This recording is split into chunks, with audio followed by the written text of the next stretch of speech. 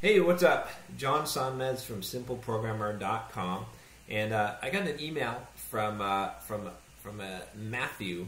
I won't give his full name because this email is a little bit on the personal side, but I wanted to read at least some parts of this email. It's a little bit long, but I think this is a common situation that a lot of people are in, and I've got some pretty strong advice in this situation. So he starts off by saying, I love your site. I've been following you in your career for quite a while. I'm incredibly impressed.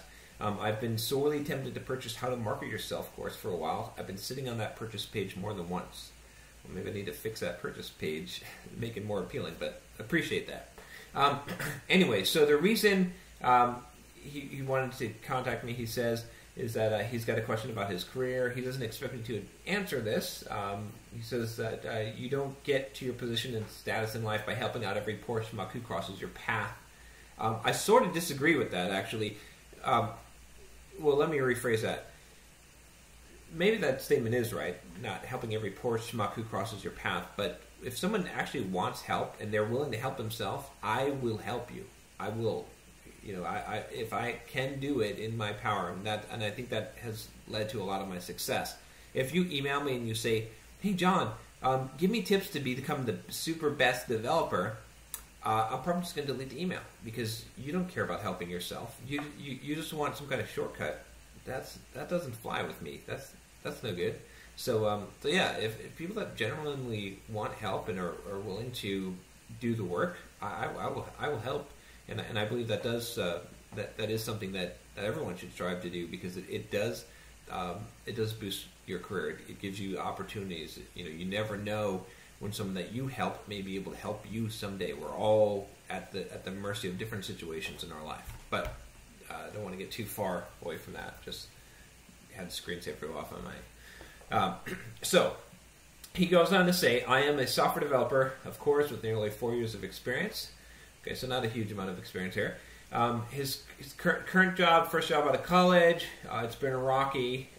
He's on a project that's complex and somewhat of a poison chalice in my company. It's a tool they've struggled to make a number of times and have failed, the latest attempt being a greenfield from scratch attempt. So he says, you know, that it's going really bad, crazy schedule, unrealistic deadlines, no compromise on scope. They're in the throes of a death spiral. And basically he's wondering what to do. He doesn't like his job. I've not been treated fair or given a lot of respect on the project. He has serious motivation issues right now and mostly hates his work. A lot of the issues stem from his manager being pretty bad at what he does, hiding the severity of problems, you know, this whole positioning that managers tend to do, promising the moon and, you know, shortening the deadlines and really whipping the development team, right? So they're stuck with aggressive finish dates. He says that he's working most evenings quite late to keep up, and they'll have to work weekends too pretty soon. Great, isn't that wonderful? On paper, the project's set to be released in January. He knows that's not going to happen. He wants to know, you know, the last part here. What I want to know is, am I justified in feeling like I want to hand in my notice right away? If you found yourself in my position, would you also be feeling like you would want to run for the hills? More importantly, how would I quit at this point in the project with it being theoretical so close to completion? Does it look like I'm being a humongous jerk at bailing at effectively the last minute? How do you navigate that without inadvertently burning bridges? All right, Matthew. So here's my advice to you. Screw them. Screw them. They don't care about you. You don't need to care about them. Here's one thing, you know, no one is going to look out for you but you. And right now, you're the only ally that you have in this situation, right? You have to take charge of this. I mean, I'm not saying like at the first sign of trouble, right? That when you have any kind of adversity, that you should just head for the hills and leave. But you have to understand that when people are taking advantage of you, and in this situation, it surely seems like they do, because you don't like being at this job, right? Unless you have some kind of pot of gold at the end of this rainbow that you're striving for, unless there's some reason why you need to stick through this because at the end of this process, you are going to get a big payday, and it's going to be worth it, or it's going to advance your career to some degree.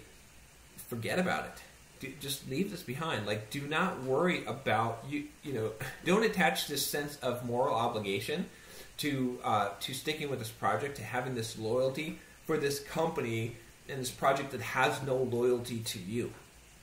There's no reason to do that. There's no reason to put yourself through that. You've said that you don't like your job. You said that you're having motivation problems, that this is a death spiral, that the manager is an issue, that this is probably going to fail. No shame in quitting and getting out of there. In fact, I would say pull the eject lever right away. Get the heck out of there. Don't go down with this ship. Don't be associated with this. You're going to probably be in a worse shape if you end up being associated with this when it goes down. It's better to bail out and say. I mean, you see this all the time, right? In big companies, when a big company's in trouble, right? Before they fail, you see all these executives, hitting the eject button, right? It's not quite the same thing, but hey, but these guys are pretty smart, right? I mean, you don't become the executive of a Fortune 500 company. You don't become an executive in one of those companies by being an idiot, right? You got to be at least a little bit smart. So you see what they're doing. They're pulling the eject button. Go ahead, pull the eject button. Get out of there. Now, don't do something stupid. Don't pull the eject button without another job lined up. I mean, at the very worst, just like work this job and don't work nights and weekends, though. Don't do that. Just like that's bull crap. That is such bull crap. When companies pull this kind of crap and try to push people, I mean, it's up to you, right? Right? If you feel like this project is something that is, you've got to get this done, it's in your heart, you're motivated to do this thing, and you're going to put in that extra time to make sure this thing gets done, and it's like a once, it's a very rare occurrence, then yeah, I'm not saying don't ever work overtime, but what I am saying is that, if a company thinks that they are going to complete a project by having everyone work overtime, if that's their solution and they don't care, right? Then they've already demonstrated that they don't care about you. In fact, you should never really be so tied to your company. You should think about what your career and your future first. So don't get mixed up into that. But do this in a smart way. Don't just walk into your boss's office and tell him he's a big jerk bag and then say you quit, right? Do this in a smart way. Get another job lined up. And as soon as you have another job lined up, turn in your resignation and be done with it. Don't complain about the project. Don't say anything negative. Don't say why you're quitting. Just say that you had a life event or a better offer and you couldn't refuse this opportunity. Don't say one negative thing. Just walk out of there. That'll prevent you from burning bridges. In the future, you're gonna come out as a desired asset that left, right? People always want the thing that they can't have, right? If you reject someone, they want you more. So you're going to be doing the rejecting. You're not going to be doing it by being a jerk. You're going to be doing it just by a matter of fact. I chose this other path. And, again, also, unless you're in a very small place, you don't really need to worry about burning bridges with one company. Unless you burn the bridge so fantastically that the word gets out that you are just a humongous jerkwad. But that's not going to happen in this case, right? You're just going to get away from there. So that's my advice. Really, like, Matthew, do not put up with this kind of crap. Right? You don't, even if you're new, you're fairly inexperienced, being treated like crap, there's plenty of companies that won't treat you like crap. You're the person who knows your situation best and knows, what circumstances are out there. A job is better than no job, right? So don't just do something foolish, but at the same time, don't feel any loyalty to this company. Don't feel like you have to live in a bad environment where people are treating you poorly, where your career is taking a back burner to getting this project out that's going to fail anyway.